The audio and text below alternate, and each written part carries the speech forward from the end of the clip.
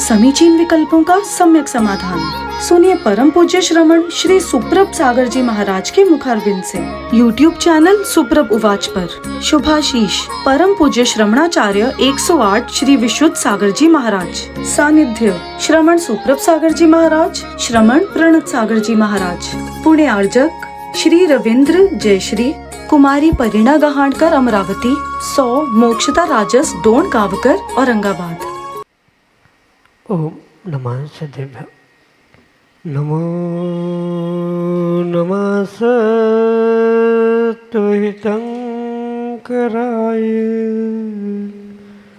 वीराय भव्याम्बुजभास्कराय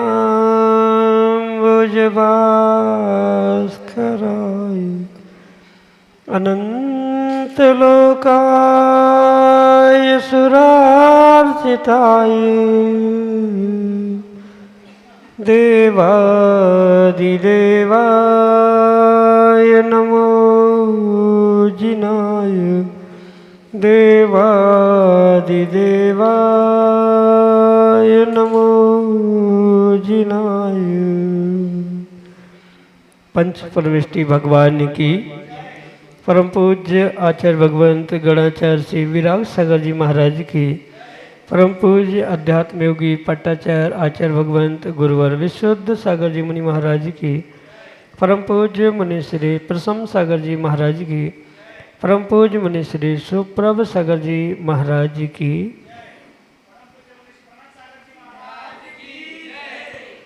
समीचीन विकल्पों का सम्यक समाधान।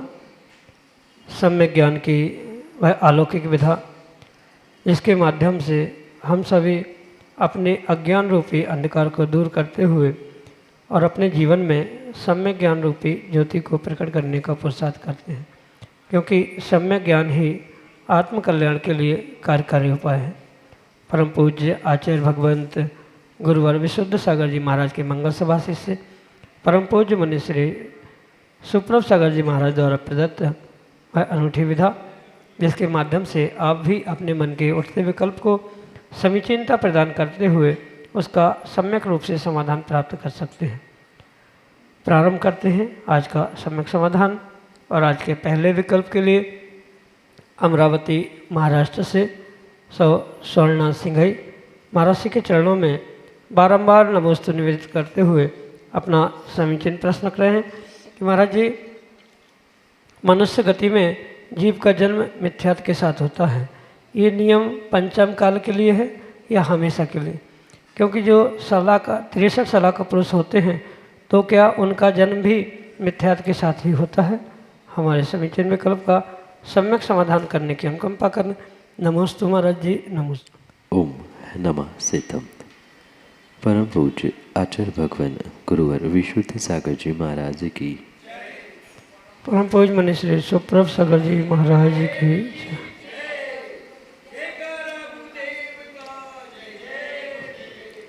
पंचम काल में जब भी जीव मनुष्य गति में जन्म लेता है वहाँ ये नियामक है कि वह मिथ्यात्व के साथ ही जन्म लेता है। पर इसका मतलब ये नहीं है कि अन्य कालों में भी यही नियम सर्वथा लागू। कुछ एक जीवों के निमित्त से इस विशेष व्यवस्था को समझना होगा। मतलब जैसे पंचम काल में जो भी मनुष्य पर्याय को प्राप्त करेगा या जो भी जीव मनुष्य पर्याय को प्राप्त करेगा वहाँ तो ये नियामक है, बंधक है कि वह मिथ्यात्व के साथ ही जन्म लेगा। समय पाकर अपनी योग्यता पुरुषार्थ के माध्यम से वह सम्यक दर्शन प्राप्त भी कर सकता है। पर अन्य कालों में यानी चौथे आदि कालों में जहाँ महापुरुष, शलाका पुरुष आदि होते हैं उस समय में ये नियामक नहीं है कि सभी के सभी मिथ्यात्व के साथ ही जन्म ले। क्योंकि अगर ऐसा मान लिया जाए तो जैसे पिछले काल में भरत चक्रवर्ती हुए जो क्षायिक सम्यक दृष्टि थे और क्षायिक सम्यक दर्शन उन्होंने भरत चक्रवर्ती की पर्याय में नहीं अपितु पहले ही प्राप्त किया था। तो वहाँ ये नियामक नहीं है। कुछ शलाका पुरुष वहाँ पर उस मिथ्यात्व के साथ भी जन्म ले सकते हैं, सामान्य लोग ले भी सकते हैं। और ये भी आवश्यकता नहीं है कि शलाका पुरुष ही सम्यक के साथ लेंगे। सामान्य जन भी वहाँ काल की प्रत्याशक्ति और नस्तिकता के कारण अपनी योग्यता के अनुसार सम्यक के साथ जन्म ले सकते हैं। उसमें उस काल की अपेक्षा से कोई दोष नहीं है, पर पंचम काल में ये नियामक है कि वह मिथ्यात्व के साथ ही जन्म लेके आने वाले समय में 8 वर्ष कुछ अंतर मुहूर्त में सम्यक दर्शन को प्राप्त करने की योग्यता रखते हैं। यही आपके लिए सम्यक संबंध। सदौर नागपुर महाराष्ट्र से शालिनी कासलीवाल महाराज जी के चरणों में बारंबार नमोस्तु निवेदित करते हुए अपना समीचीन प्रश्न रख रहे हैं कि महाराज जी, मौन साधना सर्वश्रेष्ठ साधना क्यों है? हमारे समीचीन विकल्प का सम्यक समाधान करने की हम कृपा करें। नमोस्तु महाराज जी, नमोस्तु। ऐसा कहा जाता है, मौनम सर्वार्थ साधनम, यानी सर्व सिद्धि का अगर कोई साधन है तो वह मौन है। और सर्व सिद्धि का साधन होने के कारण से मौन साधना सर्वश्रेष्ठ साधना कही जाती। जहाँ कुछ बोलना ही नहीं है, न सही न गलत, न झूठ न सत्य, स्वाभाविक रूप से वह अच्छी ही साधना है। और जहाँ सत्य बोलना हो, सीमित बोलना हो, वो भी साधना तपस्या होने के बावजूद भी जब सब कुछ ज्ञात होने पर भी चुपचाप रह लेना, ये बहुत बड़ी साधना है। क्योंकि अक्सर व्यक्ति को थोड़ा सा भी कुछ आता है तो मैं बता दूँ, मैं बता दूँ, मैं बता दूँ, ये एक ईगरनेस उसके भीतर बैठा रहता है, जिसे ज्ञान परिचय के रूप में भी स्वीकार, प्रज्ञा परिचय के रूप में भी स्वीकार किया जाता है या अज्ञान परिचय के रूप में भी स्वीकार किया जाता है। तो दोनों का अल्टीमेट रिजल्ट इस मौन साधना से प्राप्त होता है। इसलिए इस मौन साधना को सर्वश्रेष्ठ रूप से ही स्वीकारा है। जैसे कि मैंने कहा, सर्वार्थ साधनम, सभी सिद्धि का जनक ये मौन है। कोई कुछ भी कहता रहे, हम तो मौन है। मौन का अर्थ मुंह बंद करके बातें कर लेना या दांत बंद करके शब्द निकालना, हाथ इशारे आदि के माध्यम से अपना वक्तव्य या अपना अभिप्राय जाहिर करना, ये बिल्कुल भी मौन का उद्देश्य नहीं है। मौन का अर्थ पूर्ण रूप से शब्दों से, शरीर के संकेतों से शून्य हो जाना, विराम कर लेना। जो भाव है उन भावों को कहीं ना कहीं कंट्रोल करने के लिए ही ये मौन साधना कही जाती है। जितना बोलेंगे उतनी वचन वर्गणाएं, वचन बल प्रयोग में आएगा, उतना पुण्य भी नष्ट हो जाएगा। और बोलने के कारण से हलन चलन जो हो रहा है, उस हलन चलन परिस्पंदन के कारण से भी कहीं ना कहीं वहाँ पुनः कर्माश्रव की संभावना हुआ करती है। क्योंकि सामान्य रूप से श्रावक हो या साधक हो, वह इतना कोई विशेष नहीं है कि वह बोलते समय कुछ अधिक कम नहीं बोलेगा। जहाँ कम अधिक कुछ चर्चा हुई है, स्वाभाविक रूप से वहाँ कर्मों का आश्रय होने की संभावना है। तो चुप रह लेना, और चुप रहने से भी बुद्धिपूर्वक मौन लेकर किसी प्रकार की प्रतिक्रिया शरीर से, वचनों से या किसी साधनों से नहीं करना, यही सर्वश्रेष्ठ साधना हुआ करती है। और इसी कारण से सर्वश्रेष्ठ उसे कहा जाता है कि उसे सभी कार्यों की सिद्धि बहुत सहजता से ही हो जाती है। इसी उद्देश्य से मौन साधना को सर्वश्रेष्ठ साधना कहा जाता है। यही आपके लिए सम्यक समाधान। नागपुर महाराष्ट्र से संपदा जैन अगले समीचीन विकल्प। महाराज जी, नमोस्तु नमोस्तु। महाराज जी, आत्महत्या और समाधि मरण में अंतर क्या है, जबकि दोनों स्वेच्छा से होता है और एक में उच्च गति का बंध होता है तो एक में नीच गति का बंध क्यों होता है? समाधि मरण और आत्महत्या भले ही स्वेच्छा मरण के ही प्रकार कहे जाते हैं, पर दोनों में जमीन आसमान का अंतर। और जमीन आसमान का अंतर व्यक्ति के व्यक्तिगत अभिप्राय पर निर्भर करता है, और इसी कारण से एक उच्च गति और एक नीच गति का कारण बनता है। जैसे आत्महत्या ये एक प्रकार की पंचेंद्रिय जीव की हिंसा का ही द्योतक है।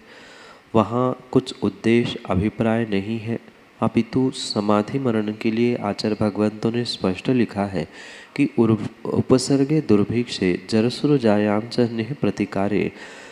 मतलब जहाँ कोई विशेष उपसर्ग आया है, ऐसा स्वास्थ्य की कोई प्रतिकूलता के साथ जीव है जिसका प्रतिकार नहीं किया जा रहा है, कोई दुर्भिक्ष छाया है जिसमें व्यक्ति अपने संयम शील आदि का परिपालन नहीं कर पा रहा है, तो ऐसे स्थिति में क्रम क्रम से अपने मृत्यु को सामने लाना या मृत्यु तक पहुंचना, इसे समाधि मरण कहा है।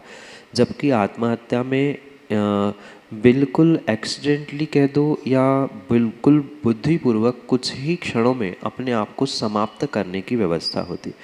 समाधि मरण कुछ मिनटों का खेल नहीं है, अपितु बुद्धिपूर्वक क्रम क्रम से पहले कषायों का विसर्जन करना, फिर उसके उपरांत अपने शरीर को भी ममत्व से दूर करते हुए शरीर के राग को भी कम करते जाना, यही संलेखना समाधि मरण की व्यवस्था है, जिसे आगम की भाषा में हम समझे तो शरीर कृश और क्रसाय कृश के रूप में कहा। कृश का अर्थ होता है कम करना, पहले कषाय को कृश करना, कम करते करते शरीर से भी ममत्व छोड़ना, और फिर उसके बाद शरीर के ममत्व को कम करते हुए भोजन पानी, जो 4 प्रकार के भोजन कहे हैं, उनको क्रम क्रम से कम करते जाना, पुनः अंतिम समय में पूर्ण रूप से छोड़ना, ये समाधि मरण की व्यवस्था है।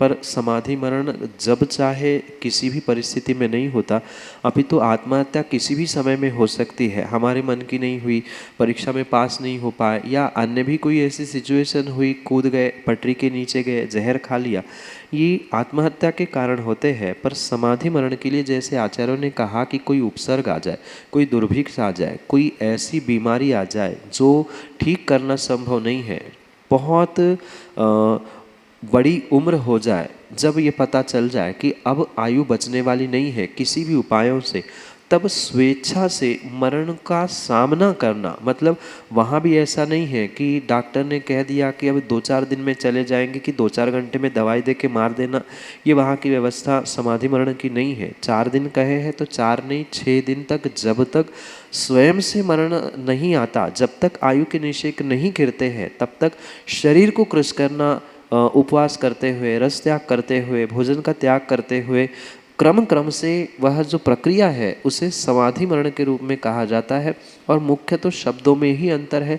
समाधि मरण जहाँ समता के साथ, समता परिणामों के साथ मरण को एक्सेप्ट किया जा रहा है, वह समाधि मरण है। और आत्महत्या में कोई समता परिणाम नहीं, बिल्कुल संक्लेश परिणामों के साथ ही वह खुद खुशी जिसे कहा जाता है, अपने अपने खुशी से उस संक्लेश परिणामों के साथ अपने आप को निपटाना, पर्याय समाप्त करना, यही आपके लिए सम्यक समाधि। श्रीमती हेमलता सिंह बोनकट्टा मध्य प्रदेश से अगले समीचीन में नो मुनिराजों को त्रिवार नमोस्तु नमोस्तु नमोस्तु। छुल्लक महाराज श्री को इच्छामी महाराज जी, इच्छामी महाराज जी, इच्छामी महाराज जी। हमारा प्रश्न है कि स्वर्ग, जैसे बोलते हैं कि समाधि के बाद स्वर्ग मिलेगा, और स्वर्गों में 6 महीने पहले माला मुरझाती है, तो क्या महाराज जी 6 महीने बाद विचार आता है कि हमको मनुष्य गति मिले, कि पहले ही जन्म होता तभी होता है? हमारे प्रश्न का समाधान कीजिए। देवगति में प्रत्येक देवों का मैं मनुष्य गति प्राप्त करूं, ये विचार नहीं होता। कुछ एक विशेष पुण्यात्मा, सम्यक दृष्टि आदि देव होते हैं जो संयम की प्राप्ति के लिए मनुष्य गति की इच्छा रखते हैं। इसलिए ये आवश्यक नहीं है कि प्रत्येक देवगति के देव ये सोचे कि हमारा देवगति के बाद मनुष्य पर्याय मिले, ऐसा बिल्कुल भी नहीं है। कुछ एक जीव जो विशेष पुण्यात्मा, विशेष श्रद्धान से युक्त होते हैं, वे ही ऐसा पुरुषार्थ सोचने का करते हैं, हर कोई नहीं कहते। रही बात 6 महीने बाद की, मतलब 6 महीने जब माला मुरझाती है मृत्यु के पूर्व में, उस समय में तो अधिकांश देव यही सोचते हैं कि मुझे यहाँ से मरना होगा और यहाँ से मर के किसी माँ के गर्भ में जाना पड़ेगा। ये शायद 6 डाला में आपने पढ़ा होगा कि अति संक्लेश भावते मर्यो, वहाँ से वो संक्लेश भाव से, अरे मुझे अब मरना पड़ेगा, अब फिर किसी माँ के गर्भ में 9 महीने लटकना पड़ेगा, मुझे गर्भवास नहीं चाहिए, मुझे गर्भवास नहीं चाहिए। ऐसा संक्लेश परिणामों के कारण से ही वे वहाँ से एक केंद्रीय पर्याय को प्राप्त करते हैं। आते मध्य पुण्यलोक में है, पर त्रियंश गति में वह वनस्पति कायिक आदि एकेंद्रीय अवस्था को ही प्राप्त होते हैं। ये उन मिथ्यादृष्टि जीवों के विषय में, क्योंकि 6 महीने माला मुरझाते हुए उन्हें ये संक्लेश परिणाम हो रहे कि अब मैं पता नहीं कहाँ जाऊँगा, किसी माँ के गर्भ में मुझे मनुष्य बनना ना पड़े, ये भावना रखते हुए वे एकेंद्रीय पर्याय को ताते थे। ये पढ़ा होगा अपने छड़ाला में, स्थावर तन धरे, वहाँ से थावर बनते हैं। तो ये संक्लेश परिणामों के साथ मरने वाले देवों की व्यवस्था कही है। सामान्य रूप से किसी भी प्रकार से सभी देव ऐसा ही पुरुषार्थ करते हैं, मतलब मैं मनुष्य बनूं ऐसा नहीं है। कुछ एक जीव जो अपने विशेष श्रद्धान, विशेष पुण्य के कारण से ही, सम्यक दृष्टि आदि होने के कारण से ही मैं मनुष्य बनूं, मनुष्य बन के संयम को प्राप्त करूं, ऐसा विचार करते हैं। हर कोई ऐसा विचार नहीं करता। यही आपके लिए सम्यक समझ। नागपुर महाराष्ट्र से राखी जैन अगले समीचीन में कल्पना। नमस्ते महाराज जी। महाराज जी, मेरा प्रश्न ये है, मैं परसों समीर शिखर जी की यात्रा करके लौटी। मैंने एक वंदना बहुत अच्छी तरह से, जैसा दृढ़ संकल्प था कि बिना वाहन के, बिना बाइक के करूँगी, बिना डोली के, तो संपन्न हुई, मेरी बहुत अच्छे से पूर्ण हुई। और सिर्फ 13 पंथी भगवान के, पुष्पदंत नाथ भगवान के दर्शन करके हम ऊपर चढ़े 2 बजे रात में, और शाम को 5 बजे वापस लौटे। और दूसरे दिन महाराज जी, मेरा कर्म का उदय आने से मुझे दर्शन नहीं मिल पाए, तो उसके लिए मेरे मन में बहुत विकल्प रहा। मैं 2 दिन बहुत ज़्यादा मुझे पश्चाताप हुआ और बहुत विकल्प है मेरे मन में, तो उसके लिए मैं क्या करूं महाराज? माँ, सबसे पहले तो अपने संक्लेश परिणामों को दूर करने का प्रयास करना। जितना पूर्ण विश्वास के साथ आपने सम्यक शिखर की यात्रा की, उसके निमित्त से जो विशेष कर्मों की निर्जरा करते हुए पुण्य प्राप्ति का पुरुषार्थ किया, कहीं न कहीं वह नीचे की वंदना नहीं हुई, क्यों नहीं हुई, क्या कारण हुआ आदि सोचते हुए जो आप संक्लेश परिणामों को प्राप्त कर रहे हैं, वह जितना पुण्य आपने कमाया है वह सब कुछ नष्ट करने के लिए कारण बन रहा है। इसलिए ये ध्यान रखना होगा जीवन में कि जो होता है अच्छे के लिए होता है, जो होगा अच्छे के लिए होगा। ये सोचकर आप कार्य करेंगे तो जितना किया है कम से कम उसका फल तो आपको पूर्ण रूप से मिल सकता है। अन्यथा यही विकल्प ज़िंदगी भर बना रहेगा, अरे मैं ये नहीं कर पाए, वो नहीं कर पाए, ये क्यों हुआ, वो क्यों हुआ। तो जितना किया है उतना भी आपके हाथ से चला जाएगा। इसलिए जो पुण्य आपने दृढ़ संकल्प के साथ शिखर जी की वंदना करके किया है, वही पुण्य बरकरार रखने के लिए आप सभी संकल्प विकल्पों से शून्य हो जाए। और नहीं हुआ तो नहीं हुआ, पुनः एक बार शिखर जी चले जाना, और ऊपर नहीं चढ़ पाए तो मात्र नीचे नीचे की वंदना करके आना। तो अच्छा सोचेंगे तो अच्छा काम होगा, अन्यथा पुनः पुनः उन्हीं बातों को लेकर वही संकल्प विकल्प दोहराते रहेंगे तो किसी भी प्रकार से आपका पुण्य का अर्जन वहाँ पर नहीं होगा। अपितु इन संक्लेश परिणामों से आपने जितना भी पुण्य शिखर जी की वंदना का प्राप्त किया है वह सब कुछ मिनटों में नष्ट हो सकता है।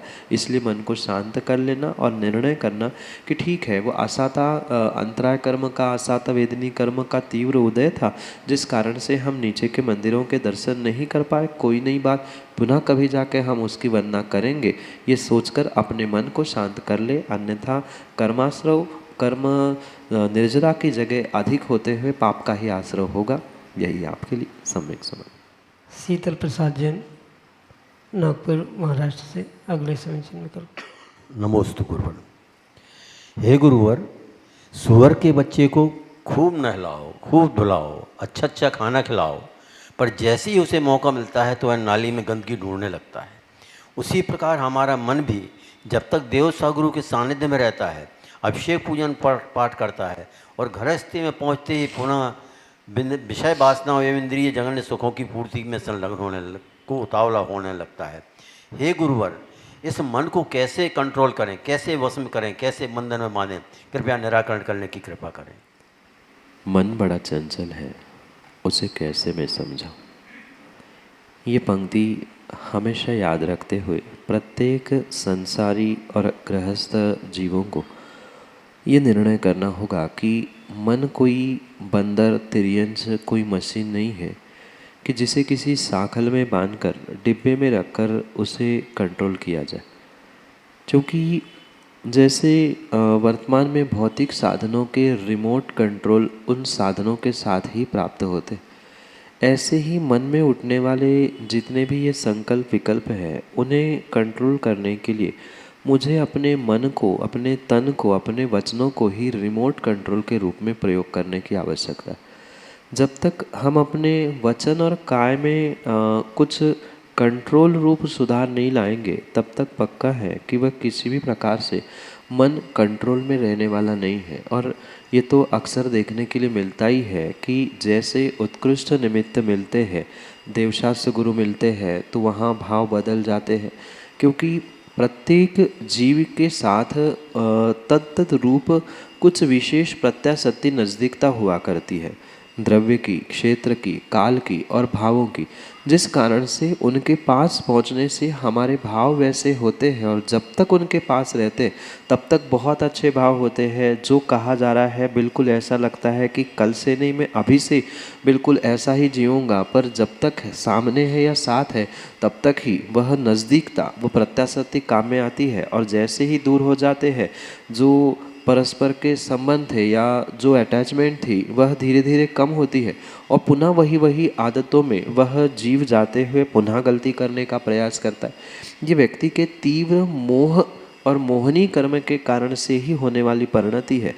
इस परिणति से बचने के लिए उसे जो एक लगाम या उसे अगर कोई अंकुश की आवश्यकता है, तो वह एकमात्र ज्ञान रूपी, सम्यक ज्ञान रूपी ही अंकुश हो सकता है, अन्य कोई भी नहीं। जब तक सतत स्वाध्याय करने का अभ्यास नहीं होगा, तब तक कैसी अच्छी बुरी परिस्थिति क्यों ना हो, उस अच्छी बुरी परिस्थिति में भावुक होते हुए मन का अनुकरण करना, यही जीव का पुरुषार्थ आज तक रहा।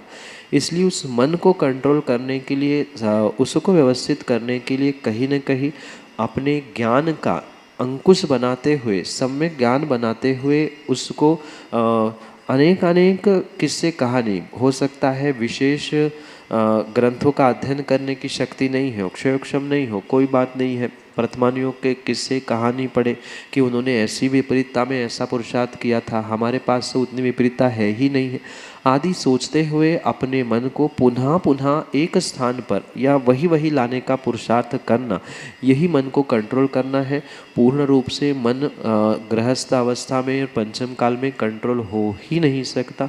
कुछ परसेंट उसमें कम हम करना, जो अति संक्लिष्टता थी उस संक्लिष्टता को कम करे, जो राग द्वेष मोह में उलझ रहा था उसे ग्रंथों के स्वाध्याय अध्ययन के माध्यम से ठीक करने का प्रयास करे। इन अनेक साधनों से, नियम से व्यक्ति अपने मन को, अपने परिणामों को, अपने भावों को कुछ हद तक कंट्रोल में रख सकता है। पर ये भी ध्यान रखे, कुछ हद तक ही कर सकता है। 100% मन वर्तमान में कंट्रोल में हो ही नहीं सकता। वो कोई तिर्यंच या कोई मशीन नहीं है जो बांध के कंट्रोल में रखे। ज्ञान का अंकुश लगाते लगाते पुनः कथाओं को, पुनः आगम को पढ़ते हुए उसे याद दिलाए कि ये मेरा काम नहीं है, मैं ज्ञानी हूँ, मैं जीव हूँ, ये मुझे दूर करने वाला आदि सोचते हुए पुनः उपस्थापना करते हुए मार्ग में लगने का प्रयास करें। यही आपके लिए सम्यक समाधान। समीचीन विकल्पों का सम्यक समाधान सुनिए परम पूज्य श्रमण श्री सुप्रभ सागर जी महाराज के मुखारविंद से। YouTube चैनल सुप्रभ उवाच पर शुभाशीष परम पूज्य श्रमणाचार्य 108 श्री विशुद्ध सागर जी महाराज। सानिध्य श्रमण सुप्रभ सागर जी महाराज, श्रमण प्रणत सागर जी महाराज। पुणे आर्जक श्री रविंद्र जयश्री, कुमारी परिणा गहाणकर अमरावती, 100 मोक्षता राजस डोन कावकर औरंगाबाद।